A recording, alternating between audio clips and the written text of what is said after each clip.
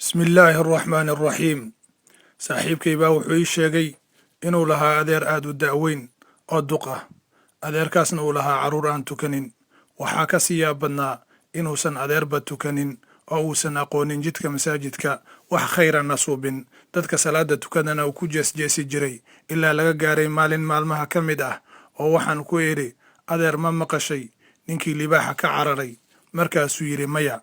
waxaa jiray buu yidhi wiil duur cidlaa maraya, wuxuu maqlay libaaxyo ama arkay cayrsanaya, isla markaana wuxuu isku dayey inuu ka baxsado oo wuu cararay. libaaxyadii ayaa u soo dhowaaday, markaasuu isha wuxuu ka qaaday ceel biyaha laga cabi jiray waa hore. ceelkii ayuu isku tuuray, wuxuu qabsaday xariggii biyaha lagu dhaamin jiray, isla markaana wuxuu gaaray ceelkii salkiisii. marka uu nastay oo waxoogaa miyirsaday ayuu wuxuu isha ka qaaday mas aad u weyn oo damcaya inuu qaniino. wiilkii ayaa baqay, wuxuu isku dayey siduu uga badbaadi lahaa maska iyo libaaxii. nasiib darro wuxuu isha ka qaaday jiir madow iyo jiir cad oo jaraya xariggii uu haystay. wiilkii aad ayuu u baqay, wuuna naxay. arrintaas waxay ku dhalisay murugo. wuxuu isku dayey xariggii inuu gilgilo si uu u cayriyo ama u cabsi geliyo labadii jiir. arrintaas uma suurtagelin.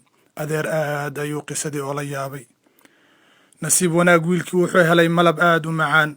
wuxuu bilaabay inuu xariggii sii daayo, malabkii cuno, labadii jiir hilmaamo, libaaxii hilmaamo, maskii hilmaamo. adeer ayaa yaabay oo wuxuu yidhi, ma xaalad wuxuu ku jiray malab lagu macaansado? markaasaan waxaan ku idhi buu yidhi, adeer ninkii ma garanaysaa? ninkii waa adiga. libaaxina waa malakulmowdkii oo ku cayrsanaya, maskiina waa qabriga, labada jiirna waa habeenka iyo maalinta oo jaraya cimrigaada. adeer malabkaasna waa macaanka adduunka iyo oo ku hilmaamsiiyey geerida iyo inay xisaab jirto.